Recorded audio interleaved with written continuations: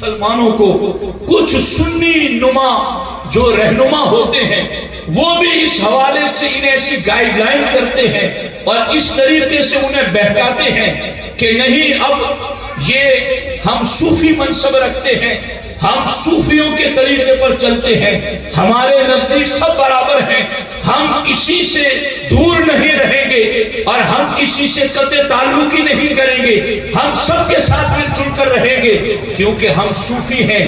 میں کہتا ہوں مخدوم پاک سے بڑا بھلا کون صوفی ہوگا، مخدوم پاک سے بڑا کون بڑا چشتی ہوگا، جن کے آنے سے پہلے سلطان الہند عطائے رسول نے کہا تھا میرے سلسلے چشت کے اندر ایک شہباز جلوگر ہوگا جو فرید غازی کے ساتھ میرے سلسلے کو فروغ دے گا، وہ شہباز چشت کوئی اور نہیں، وہ وہی مخدوم اشرف جہانگیر سمنانی ہے۔ یہ صوفی بھی ہیں، صوفیوں کے امام بھی ہیں، یہ صوفی بھی ہیں، صوفیوں کے سرخیل بھی ہیں، وہ صوفی ہو کر ہمیں یہ تعلیم دے گئے ہیں کہ سنیت سب سے بڑی نعمت ہے، سنیت سب سے بڑا منصب ہے، سنیت سب سے بڑا عہدہ ہے۔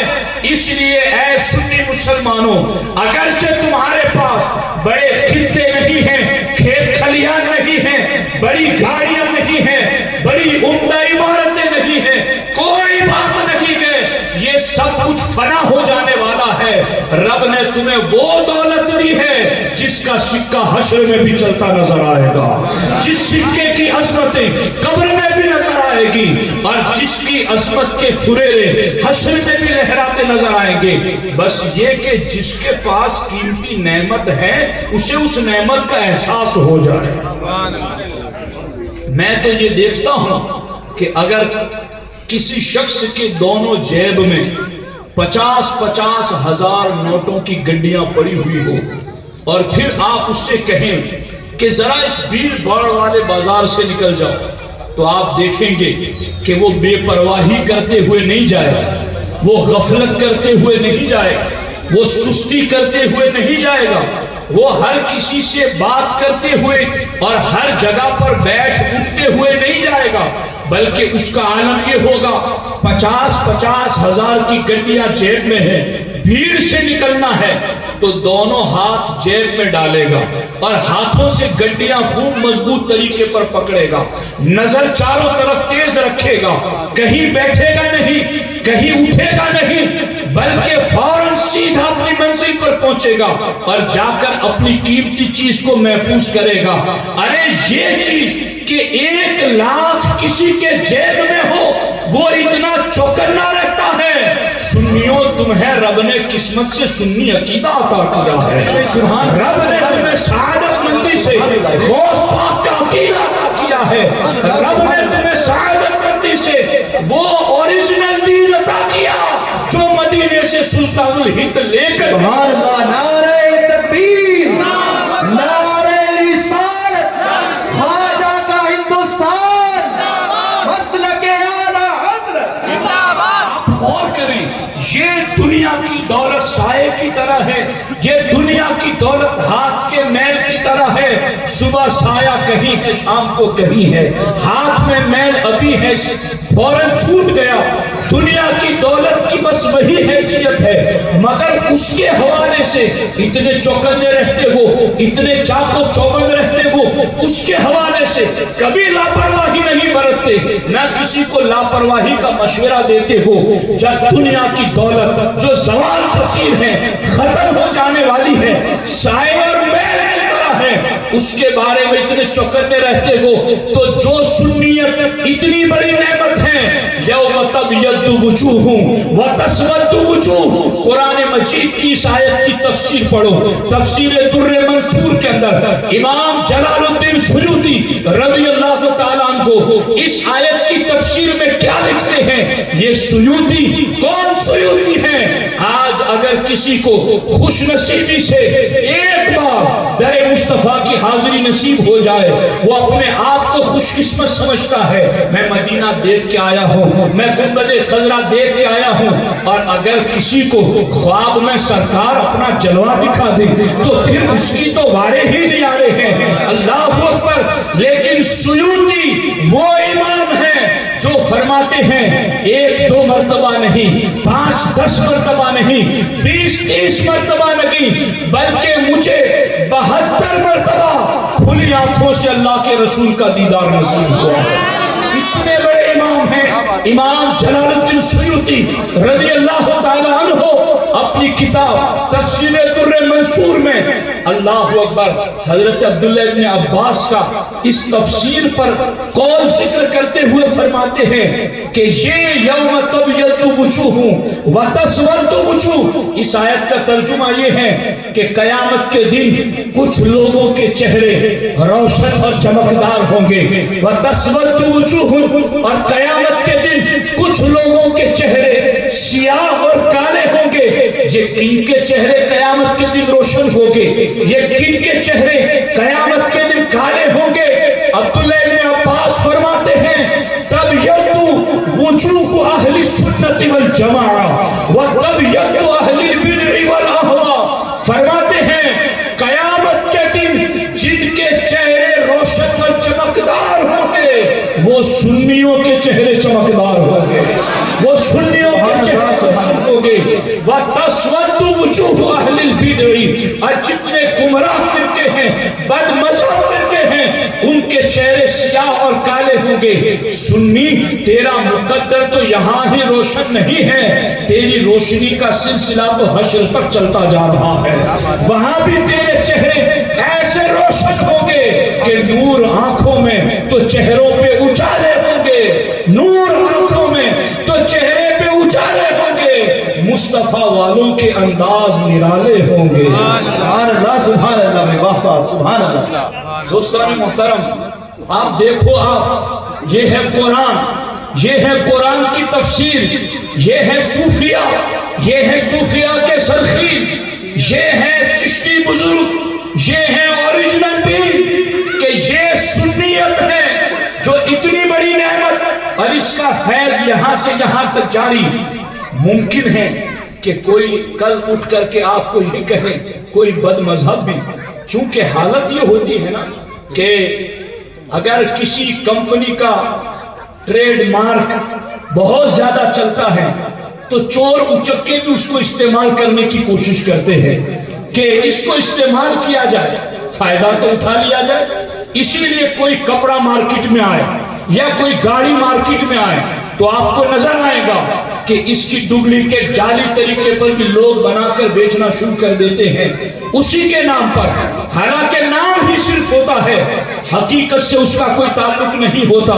ہو سکتا ہے سنیت کی یہ میری بات سن کر کے کل کوئی بدعقیدہ بد مذہب یہ کہے کہ ہم بھی سنی ہیں، ہم بھی اپنے آپ کو سنی سمجھتے ہیں۔ آؤ، اگر اپنے آپ کو غوث و خواجہ کے دیوانوں کے سوا کوئی اور بھی اپنے آپ کو سنی سمجھتا ہے، میں آج اندور والوں تمہارے سامنے وہ ترازو رکھ کے جا رہا ہوں، تول تول کے ناپ ناپ کے دیکھنا شروع کر دینا کہ کون بولتا ہے اور کون میزان پہ صحیح اترتا ہے۔ صرف یہ کہہ دینا کہ میں سنی ہوں یہ بھی کافی نہیں ہے، جب تک کہ اس کے ڈاکومنٹس پورے نہ کریں، جب تک کہ سنیت کی شرائط پورے نہ کریں۔ اب میں آپ کو بتا رہا ہوں، اگر کوئی بد مذہب کل اٹھ کر کے یہ کہیں کہ ہم بھی سنی ہیں تو انہیں بھی دعوت فکر ہے، اور میں اپنے سنی جنتی بھائیوں کے ذہن و دماغ کو کھولنے کے لیے یہ روایت ان کے سامنے رکھنا چاہتا ہوں۔ کربلا کی سرزمین پر آپ کو پتا ہے آج لوگوں کو شبہ پڑتا ہے، بھلا یہ بھی اذان دیتا ہے میں بھی اذان دیتا ہوں، یہ بھی داڑھی رکھتا ہے میں بھی داڑھی رکھتا ہوں، یہ بھی قرآن پڑھتا ہے میں بھی قرآن پڑھتا ہوں، میں اس کو بد مذہب کیسے مان لوں، میں اسے بدعقیدہ کیسے مان لوں، میں اسے نبی کا گستاخ کیسے مان لوں، میں اس کو باطل پر کیسے مان لوں؟ یہ وسوسات آتے رہتے ہیں۔ یہ وسوسے انہیں ستاتے جن کے پاس کربلا کی داستان موجود نہ ہو، جن کے پاس کربلا کا سسٹم موجود نہ ہو۔ ہمارے لیے تو کربلا کی سرزمین سے امام حسین نے یہ واضح پیغام بتا دیا، اور آج کا بے بڑا سنی بھی جانتا ہے کہ کربلا کے میدان کے اندر اذانیں دونوں طرف تھی، لباس ایک جیسے دونوں طرف تھے، چہرے مہر حلیے حوالے ایک جیسے نظر آتے تھے، مگر وہ تعداد میں 22,000 ہو کر کے بھی باطل پر تھے، اور یہ تعداد میں 72 ہو کر کے بھی حق پر تھے۔ یہ ہمارے نزدیک کثرت تعداد معیار حق نہیں ہے، نظریات کی صداقت معیار حق ہے۔ اب یہاں آپ دیکھیں کہ کربلا کی سرزمین پر امام حسین نے خطبہ دیا، اور کیا خطبہ دیا؟ آپ نے خطبے میں کیا پڑھا؟ اللہ اکبر، دھیان سے سننا کربلائی سنی مسلمانوں، یہ اپنا سبق یاد کرو، بھول نہ جاؤ، یہ بڑی نعمت ہے، اس نعمت کو سنبھال کے رکھو گے تو قبر میں بھی خوشبو آتی رہے گی، اس سے نجات ہے، اسی پر آگے مدار ہے سارا۔ تو اب امام حسین نے یزیدیوں کے سامنے خطبہ دیتے ہوئے فرمایا، اولم یبلغکم قول مستفیض، اے یزیدیوں تم اتر آئے ہو ظلم پر، تم اتر آئے ہو حق کو مٹانے کے لیے، مگر کیا تم تک ہمارے نانا جان صلی اللہ علیہ وسلم کا وہ مشہور فرمان نہیں پہنچا؟ کون سا؟ اولم یبلغکم قول مستفیض، کیا تم تک وہ حدیث مشہور نہیں پہنچی؟ قال النبی صلی اللہ علیہ وسلم لی ولی اخی انتما سیدہ شباب اہل الجنہ وقرۃ عیون اہل السنہ۔ اے یزیدیوں، یعنی یہ امام حسین اپنے دور کے یزیدیوں سے بالمشافہ سامنے کھڑے ہو کر کہہ رہے ہیں کہ کیا تم تک ہمارے نانا جان علیہ السلام کا یہ فرمان نہیں پہنچا جو انہوں نے میرے بارے میں اور میرے بھائی جان حسن کے بارے میں کہا تھا کہ اے حسن و حسین انتما سیدہ شباب اہل الجنہ، کہ تم دونوں جنتی جوانوں کے سردار بھی ہو، وقرۃ عیون اہل السنہ، اور تم دونوں سنیوں کی آنکھوں کی ٹھنڈک بھی ہو۔ سنیوں کی آنکھوں کی ٹھنڈک، سنیوں کی آنکھوں کی ٹھنڈک، سنیوں کی آنکھوں کی ٹھنڈک کون ہے؟ حسن و حسین ہے۔ اب وہ لوگ جن کو آج شوق چڑھا ہے کہ ہمیں بھی کوئی اہل سنت والجماعت کہے، ہم بھی اپنے آپ کو سنی کہتے ہیں، میں کہتا ہوں اپنا رشتہ کربلا سے جوڑ کے دکھاؤ، اپنا رشتہ امام حسین سے جوڑ کے دکھاؤ۔ میں تو یہاں تک کہتا ہوں سنیوں، یہ میرے ٹیبلٹ میں بھی کتاب ہے اور میرے پاس اوریجنل بھی کتاب موجود ہے، جسے چاہے میں دکھا سکتا ہوں، اظہار حق نامی کتاب ہے، کتاب کا رائٹر ہے نظر محمد قاسمی دیوبندی، اس کے اوپر دارالعلوم دیوبند کے محتمم کی تقریر بھی لکھی ہوئی ہے اس کتاب میں۔ اس کتاب میں لکھا ہے کہ علماء دیوبند ہمیشہ سے یزید کو امیر المؤمنین، متقی اور رحمت اللہ تعالی علیہ مانتے آئے ہیں۔ معاذ اللہ۔ یہ ہے وہ ڈاکومنٹس، یہ ہے وہ سنی شرائط۔ سنی ہونا بہت بڑی نعمت ہے، مگر ہر کوئی میلا بدل لے کر سنیت کی ستھری چادر اوڑھ کر اپنے عیبوں کو چھپا کر کے ڈپلیکیٹ مال بیچنا چاہے گا تو جب تک سنی علماء موجود ہیں حق بیان کرتے رہیں گے۔ یہ ہے کربلا کی داستان۔ اگر کل اٹھ کر کے کوئی آپ کو یہ کہیں کہ ہم بھی اپنے آپ کو اہل سنت والجماعت کہتے ہیں تو پھر ان سے پوچھو کہ تمہارے تو علماء نے فتاوی رشیدیہ میں یہاں تک لکھا کہ امام حسین کے نام کی سبیل لگانا بھی حرام ہے۔ امام حسین تو کربلا میں یہ کہتے ہیں کہ ہم دونوں بھائی سنیوں کی آنکھوں کی ٹھنڈک ہیں، تو پھر اگر کوئی آج بد مذہب اپنے آپ کو سنی کہتا ہے تو وہ ذرا اس حدیث کو پڑھ کے دکھائے. وہ اپنے آپ کو امام حسین اور حسن کے حوالے سے یہ کہہ کر دکھائے کہ ہماری آنکھوں کی ٹھنڈک ہے.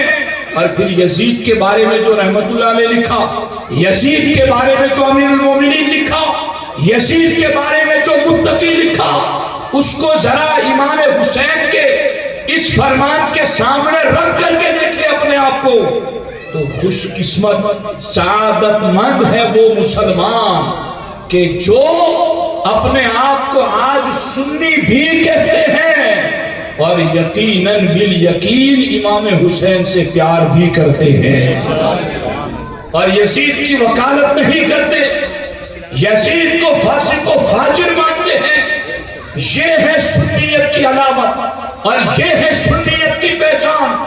اس لیے اے عاشقان رسول اس نعمت کی قدر جانیں، اس کا احساس کریں. کچھ ہمارے بھائی اب چونکہ شیطان کے حملے کس پر نہیں ہیں، جہاں بھی ایمان دیکھتا ہے شیطان فوراً حملہ کرتا ہے. شیطان کے وسوسے ہر ایک پر جدا جدا ہے. کچھ لوگوں کے ذہن و دماغ میں یہ وسوسے ہیں کہ مولانا حالات تو دیکھو، ان حالات میں آپ کیسی باتیں کر رہے ہو، کفر اکٹھا ہو رہا ہے، مسلمانوں پر وہ ظلم کر رہا ہے، اور تم کیسے علماء ہو جو آپس میں ٹوٹ پھوٹ کی بات کر رہے ہو. اس قسم کے بھی لوگوں کے ذہنوں کے اندر وسوسے پیدا ہو رہے ہیں. میرے بھائیوں، میں آپ کو سمجھانا چاہتا ہوں، حالات یقیناً بہت سخت ہیں، لیکن یہ ذمہ دار علماء موجود ہے، ان سے پوچھئے کہ حالات کس زمانے میں ٹھیک رہے ہیں.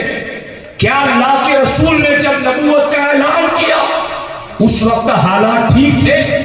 کیا جب سرکار کی راہوں میں کانٹے بچھائے جا رہے تھے؟ کیا آپ کے جسم پر نور پر اوجھڑی رکھی جا رہی تھی؟ کیا آپ کی راہ میں گڈھے کھودے جا رہے تھے؟ آپ کے جسم پر نور پر پتھر برسائے جا رہے تھے؟ کیا اس وقت حالات ٹھیک تھے؟ کیا اس وقت بھی مکے کے کافروں نے یہ نہیں کہا تھا کہ تم اپنی قوم کو توڑ رہے ہو اور قوم کے اندر اختلاف پیدا نہ کرو؟ اے محمد صلی اللہ علیہ وسلم، اگر تمہیں دولت چاہیے تو دولت دے دیں، تمہیں حسن چاہیے تو حسن دے دیں، تمہیں سرداری چاہیے تو سرداری دے دیں، مگر اپنی قوم میں اختلاف نہ کرو، قوم میں پھوٹ نہ ڈالو. یہ مکے کے کافر حضور سے کہتے رہے، لیکن کیا اللہ کے رسول علیہ السلام نے ان کی ان باتوں پر حق کا پیغام پہنچانا بند کر دیا؟ بلکہ ہمارے نبی نے فرمایا تم میرے ایک آیت پر سورج لا کر رکھ دو، دوسرے میں چاند لا کر رکھ دو، تب بھی میں حق کا پیغام پہنچانا بند نہیں کر سکتا. حالات کا جن لوگوں کو وسوسہ ہے، حالات کے حوالے سے جو سنی خوف زدہ ہے، میرے سنی جنتی بھائیوں، یہ سنی علماء تمہارے خیر خواہ ہیں، یہ سنی علماء تمہارا بھلا چاہنے والے ہیں، یہ تمہارے دین و ایمان کے محافظ ہیں. اب غور کرو، یہاں پر سرکار پر اتنا ظلم ہوا کہ حکم آیا کہ مکہ چھوڑ دو. باپ دادا کی سرزمین ولادت گاہ کو سرکار نے چھوڑنا پسند کیا. میرے اللہ، اگر تیری رضا اس میں ہے کہ حق کا بیان کرتا رہوں اور اس کے لیے مجھے اپنے باپ دادا کی سرزمین چھوڑنا پڑے، تو سرکار فرماتے مجھے اور میرے جانثاروں کو یہ منظور ہے، مگر حق تو ہر دور میں بیان ضرور کیا جائے. حالات اس وقت بھی ٹھیک نہیں تھے. ہجرت کر کے سرکار مدینہ آئے. کیا حالات ٹھیک تھے اس وقت جب 1000 سے زیادہ لشکر کا مقابلہ صرف 313 سے ہو رہا تھا؟ کیا اس وقت حالات ٹھیک تھے جب احد کے اندر 70 سے زیادہ صحابہ شہید ہو گئے؟ کیا اس وقت حالات ٹھیک تھے؟ اب میں یہاں آپ کو سمجھا دوں، جب احد کے اندر 70 صحابہ شہید ہوئے نا، تو مدینے میں جو منافق تھے وہ گھر گھر جا کر کے یہی کہتے تھے، دیکھو ہم نہیں کہتے کہ ان کے ساتھ نہ چلو، مارے گئے نا تمہارے بندے، ان کے ساتھ جانے کی وجہ سے مارے گئے نا تمہارے بندے۔ یہ وسوسے اس دور میں بھی منافق ڈالتے تھے۔ اس وسوسے میں تمہیں نہیں آنا ہے، وہ مارے نہیں گئے، وہ تو سید الشہداء بن گئے، وہ تو ایسے زندہ ہو گئے کہ رب نے انہیں مردہ کہنے بلکہ مردہ گمان کرنے سے بھی منع کر دیا۔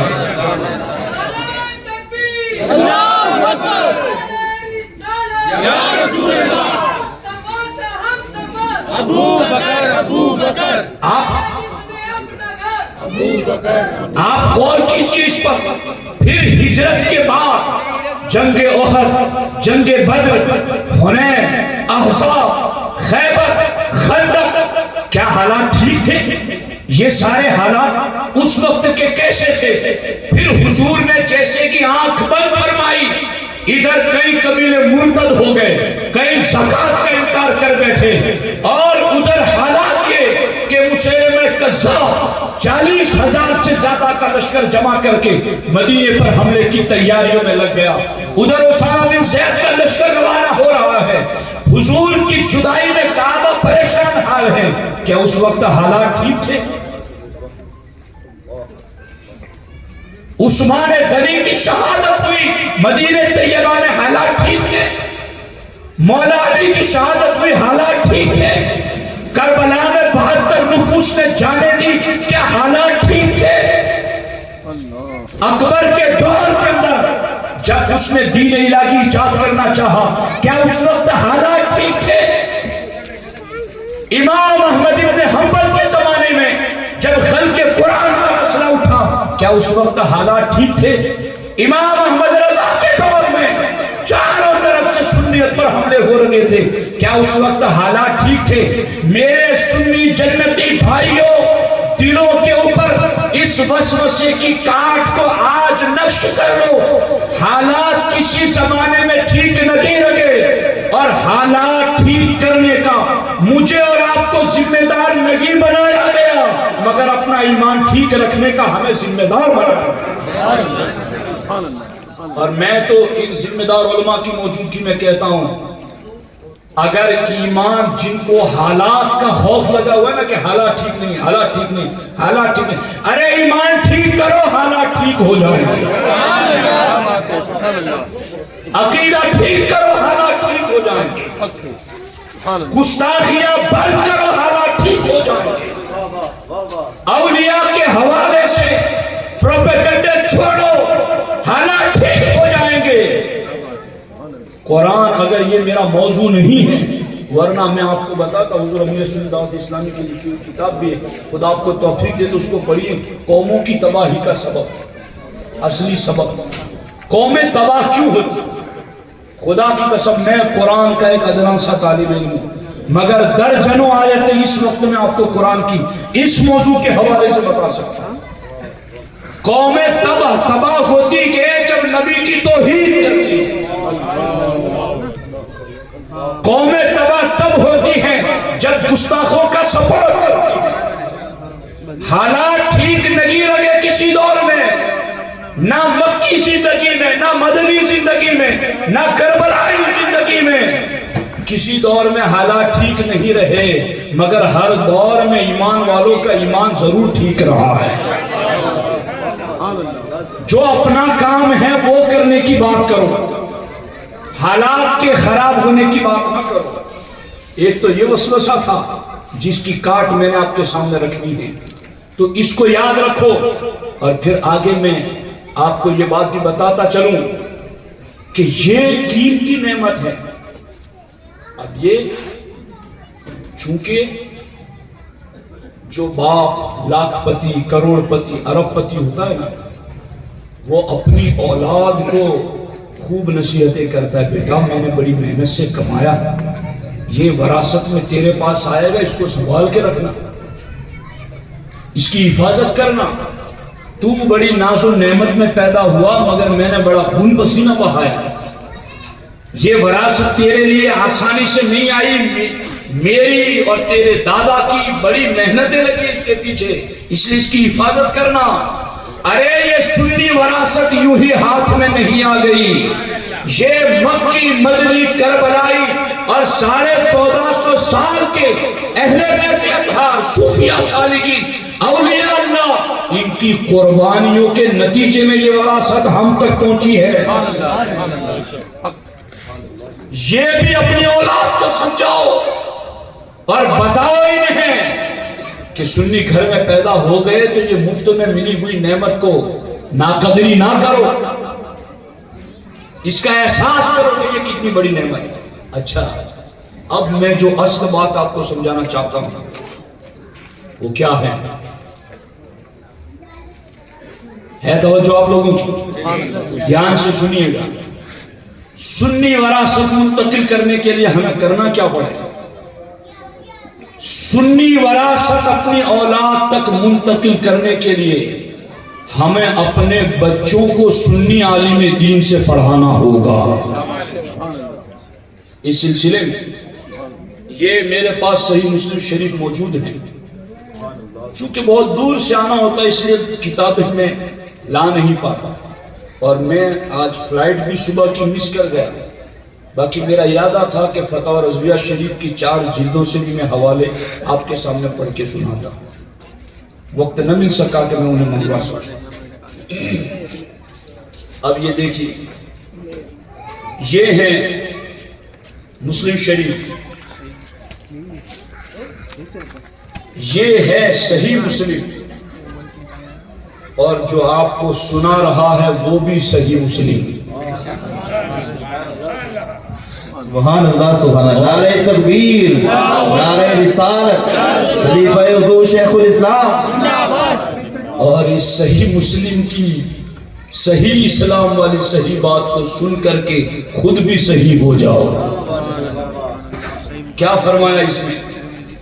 حضرت امام محمد ابن سیرین رضی اللہ تعالیٰ عنہ فرماتے ہیں، ان ھذا العلم دین، ان ھذا العلم دین، یہ جو علم تم پڑھتے ہو، کچھ ہمارے بھائیوں کو یہ بھی ایک وسوسہ ہے کہ ہمیں قرآن ہی پڑھانا ہے، ہمیں ناظرہ ہی پڑھانا ہے، تو ہم کہیں بھی پڑھا لیں۔ یاد رکھنا، یہ ہے صحیح مسلم، اور یہ ہے صحیح مسلم کا مقدمہ، اور اس کو بیان کرنے والے امام محمد ابن سیرین، یہ جانتے ہوئے امام محمد ابن سیرین کون ہیں؟ یہ علم تعبیر الرؤیا کے امام ہیں اور محدث بھی ہیں، یعنی خواب کی تعبیر کے یہ امام ہیں۔ اور میں نے ان کی زندگی پڑھی کہ خواب کی تعبیر کے یہ امام کیسے بنے۔ تو قرآن میں کئی نبیوں کا ذکر خاص خاص علوم کے حوالے سے، جیسے حضرت خضر کا علم لدنی کے حوالے سے، باقیوں کا باقی کے حوالے سے، مگر علم تعبیر الرؤیا، خواب کی تعبیر کے علم کے حوالے سے اسپیشلسٹ ذکر حضرت یوسف علیہ السلام کا ہے۔ امام ابن سیرین کی زندگی میں نے پڑھی تو اس میں نے پڑھا کہ امام محمد ابن سیرین سے پوچھا گیا کہ آپ علم تعبیر کے اتنے بڑے امام کیسے بن گئے؟ کہا میں سویا ہوا تھا تو خواب میں نے حضرت یوسف علیہ السلام کی زیارت کی، اور انہوں نے خواب میں مجھے کہا افتح فاک، اپنا منہ کھولو۔ میں نے منہ کھولا، انہوں نے خواب ہی میں اپنا لعاب یعنی تھوک مبارک میرے منہ میں ڈال دیا۔ امام محمد ابن سیرین کہتے ہیں حضرت یوسف علیہ السلام کا تھوک مبارک میرے منہ میں خواب میں آیا، صبح اٹھا تو میں علم تعبیر کا امام بن چکا تھا۔ اتنے بڑے امام، صحیح مسلم کا حوالہ، اگر کسی کو یہ وسوسہ ہے کہ ہمیں قرآن پڑھانا ہے کہیں بھی پڑھا لے، ہمیں ناظرہ پڑھانا ہے کہیں بھی پڑھا لے، تو یہ ہے وقت کے امام محمد ابن سیرین صحیح مسلم میں فرماتے ان ھذا العلم دین، یہ علم جو تم سیکھنے جاتے ہو یہ بھی دین ہی ہے، تو کیا دین بے دین سے سیکھو گے؟ کیا دین وہاں سے سیکھا جائے گا جہاں دین نہیں ہے؟ ان ھذا العلم دین، یہ علم حاصل کرنا بھی دین ہے۔ تو اب کیا ڈیوٹی ہے آگے آپ کی؟ فانظروا عمن تأخذون دینکم، تو خوب جانچ پرکھ لو کہ تم کس سے دین سیکھ رہے ہو۔ یہ امام محمد ابن سیرین فرماتے ہیں کہ علم حاصل کرنا یہ تم دین حاصل کرنے کے برابر ہے۔ تو فانظروا عمن تأخذون دینکم، تو اب تم غور کر لو کہ تم اپنا دین کس سے سیکھ رہے ہو۔ اور یہی مسلم شریف ہے۔ اسی مسلم شریف کے اندر، اسی کے مقدمے کے اندر امام محمد ابن سیرین کہتے ہیں لم یکونوا یسألون عن الاسلام۔ امام محمد ابن سیرین فرماتے ہیں کہ ہم پہلے جب کوئی ہمارے سامنے حدیث پڑھتا تھا، کوئی ہمارے سامنے یہ کہتا تھا کہ یہ حضور کا فرمان ہے، لم یکونوا یسألون عن الاسلام، تو ہم اس سے نہیں پوچھتے تھے کہ تیرا استاذ کون ہے، تو نے کہاں سے پڑھا ہے توجہ آپ لوگوں کی، دھیان ہے آپ لوگوں کا؟ یہ امام محمد ابن سیرین کی بات کرتا۔ پہلی بات انہوں نے کیا کی؟ پہلی بات انہوں نے یہ کی کہ یہ علم یہ بھی دین ہی ہے، لہذا خوب غور و فکر کر لو کہ تم یہ دین کس سے سیکھ رہے ہو۔ اور یہی امام محمد ابن سیرین اسی صحیح مسلم میں آگے فرماتے ہیں لم یکونوا یسألون عن الاسناد، کہ ہم پہلے سند کے بارے میں پوچھتے نہیں تھے کہ یہ جو تو حدیث بتا رہا ہے یہ کس نے بیان کی، بیان کرنے والا کون ہے، واعظ کرنے والا کون ہے۔ امام محمد ابن سیرین کہتے ہیں پہلے ہم یہ نہیں پوچھتے تھے، جو بھی آتا تھا اس سے پڑھ لیتے تھے، جو بھی واعظ کرنے آتا تھا اس کا واعظ سن لیتے تھے، جو بھی تقریر اور بیان کرتا تھا اس کا بیان سن لیتے تھے۔ مگر امام محمد ابن سیرین کہتے فلما وقعت الفتنہ، مگر جب فتنے پیدا ہو گئے، رافضی فرقہ آ گیا، خارجی فرقہ آ گیا، جب مرجیہ اور قدریہ فرقے آ گئے، جب فرقے پیدا ہو گئے، تو امام محمد ابن سیرین کہتے ہیں اب ہم پہلے کی طرح ہر کسی کی بات نہیں سنتے، پہلے کی طرح ہر کسی کا بیان نہیں سنتے، پہلے کی طرح ہر کسی کا درس اور سبق نہیں پڑھتے، بلکہ جب کوئی ہمیں دین کی بات کہہ کر کچھ سنانا چاہتا ہے تو امام محمد ابن سیرین کہتے ہم اس سے کہتے سمو لنا رجالکم، ہمیں یہ بتاؤ کہ تیرا استاذ کون ہے، تو کہاں سے پڑھ کے آیا ہے، کیا تیرا رشتہ غریب نواز سے ملتا ہے، کیا تیرے علم کا رشتہ غوث اعظم سے ملتا ہے، کیا تیرا رشتہ مخدوم پاک، شابیر پاک، نظام الدین اولیاء، بختیار کاکی، قطب الدین، ان سے تیرا رشتہ ملتا ہے۔ ہم پوچھا کرتے تھے کہ کیا تیرا استاذ کون ہے، تو نے کس سے پڑھا، سمو لنا رجالکم، اپنے استاذ کا نام بتاؤ۔ تو میرے سنی جنتی بھائیوں، آج بھی اپنے بیٹوں کو کسی کے پاس پڑھانے سے پہلے اور خود کسی کا بیان سننے سے پہلے پوچھا کرو کہ اس کا استاذ کس عقیدے کا ہے، یہ کہاں سے پڑھ کے آیا ہے، اس کا استاذ کون ہے۔ یہ آج کی بات کرتا میں تو تمہیں ایسا لگتا کہ میں فتنہ کر رہا ہوں، یہ آج کی بات نہیں کر رہا، یہ میں تمہیں صحیح مسلم سنا رہا ہوں۔ یہ امام محمد ابن سیرین جو تابعین کے امام ہیں ان کی بات سنا رہا ہوں۔ وہ فرماتے ہیں کہ جب ہمارے پاس کوئی آتا ہم ہر کسی کی بات نہیں سنتے تھے، بلکہ کہتے ہیں سمو لنا رجالکم، بتا کس دارالعلوم سے پڑھ کے آیا ہے، کون ہے تیرا استاد۔ کوئی اس میں بدعقیدہ، بد مذہب، کوئی ندوی دیوبندی تو اس میں شامل نہیں کہ اپنے استاذ کا نام بتا۔ اور اب آگے بات سننا، لفظ سننا، سنیوں لفظ سننا. کبھی کبھی ہمارے کچھ سنی بھائیوں کو یہ بھی وسوسہ آتا ہے حضرت کہ مسلمان کو اپنے آپ کو یہ سنی مت کہو یار، اس سے فرقہ پرستی ہوتی ہے، اس سے جدائی ہوتی ہے. سنی مت بولو، مسلمان بولو، مسلمان بولو. میں کہتا ہوں سنی لفظ یہ فرقہ پرستی کے لیے نہیں بلکہ فرقہ پرستوں سے بچنے کے لیے ہے. یہ لفظ ہمیں ہر باطل فرقے سے بچاتا ہے. اب یہ لفظ کہاں سے چل کر آیا؟ فرماتے ہمارے سامنے جب کوئی درس واعظ بیان کرنا چاہتا اپنے استاذ کا نام بتائیے کہتے فَيُنْظَرُ إِلَىٰ أَهْلِ السُّنَّةِ. کہو سبحان اللہ. امام ابن سیرین فرماتے ہیں، اور یہ ندیم بھائی آپ کی توجہ ہو تو میں یہ بات کروں کہ یہ جو کہہ رہے ہیں نا کہ اپنے استاذ کا نام بتاؤ، فرماتے ہیں فَيُنْظَرُ إِلَىٰ أَهْلِ السُّنَّةِ. جب وہ استاذ کا نام ہمیں بتاتا تو پھر ہم آگے چیک کرتے کہ یہ استاذ سنی ہے کہ نہیں. سَمُّ لَنَا رِجَالَكُمْ. تیرے استاذ کا نام بتا، تو کہاں سے پڑھ کے آیا؟ تو ہمارے بچوں کو پڑھانا چاہتا ہے، بتا تو کہاں سے پڑھ کے آیا، اپنے استاذ کا نام بتا. فرماتے فَيُنْظَرُ إِلَىٰ أَهْلِ السُّنَّةِ. فرماتے جب وہ استاذ کا نام بتاتا تو امام ابن سیرین کہتے ہم غور کرتے کہ یہ سنی ہے یا بد مذہب ہے. اگر سنی ہوتا تو کیا ہوتا؟ فَيُؤْخَذُ حَدِيثُهُمْ.